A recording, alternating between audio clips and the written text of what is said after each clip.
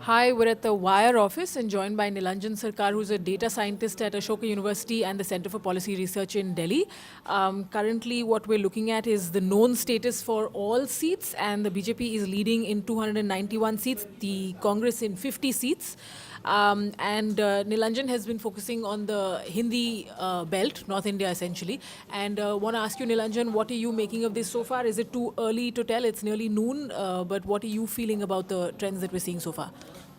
So I think the trends have consolidated. The trends have consolidated. They look almost exactly like 2014.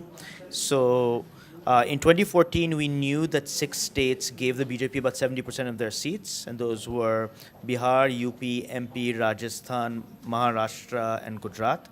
And if we look at the kinds of sweeps the BJP experienced then, we're seeing something very similar. UP is a little bit different because of the Gathbandhan, but otherwise the numbers look almost identical. And these are also places where the BJP is in head-to-head fights with the Congress for the most part. What we know from 2014, we'll have to see what the numbers are here. When they were in a head-to-head fight, the BJP won 91% of the time in 2014 with Congress. And if those kind of numbers are holding again, then the trends that we're seeing will hold all the way through. Okay. And have you seen anything in terms of the configuration of this election that tells you that things are substantially different from how it was in 2014?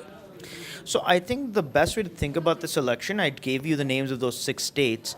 The geographic base of the BJP is broadly still intact, but it has expanded to the east somewhat. So it's winning many more seats in West Bengal, in Orissa, some more in the northeast.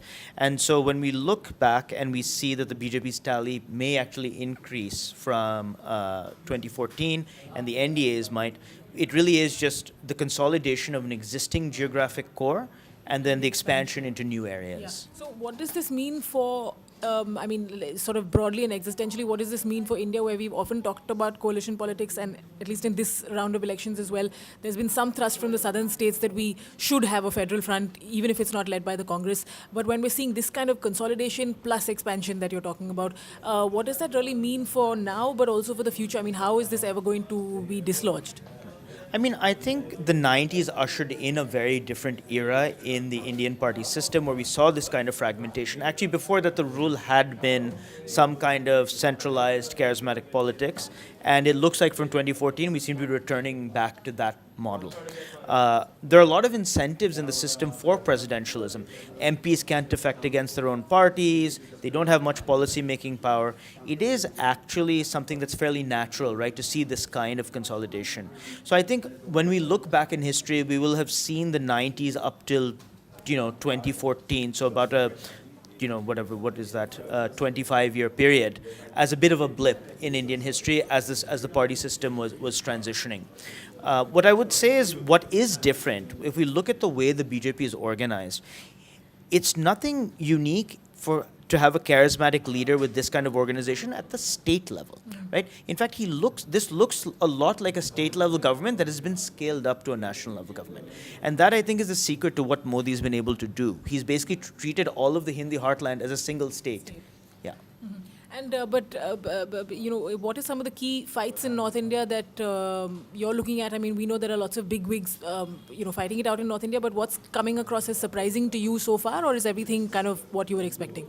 Well, I think the most surprising one right now is that Rahul Gandhi looks to be in trouble in Amethi, and I think that the significance, if these numbers hold and Smriti Irani is able to beat Rahul Gandhi, the cultural significance of the Congress losing in a seat like Amethi and what it means for BJP and its notion of Congress Mukt Bharat and all of this, I think that's really going to have an outsized impression, symbolic value.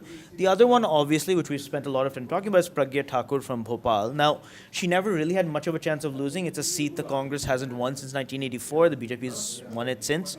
It was a safe seat for the BJP. But just symbolically, what it means for the BJP to put such an individual in a safe seat and what kind of image it is trying to project to the rest of the country and the rest of its own base.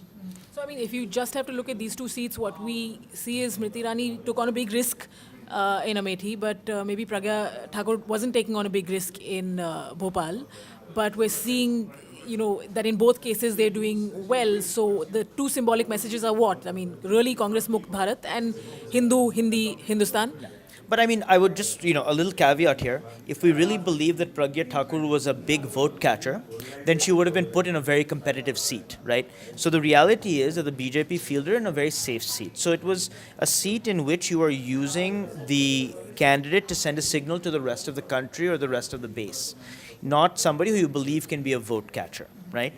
And so the symbolic value is there, but not necessarily because the BJP believes that somehow she's an electoral vote catcher within a constituency.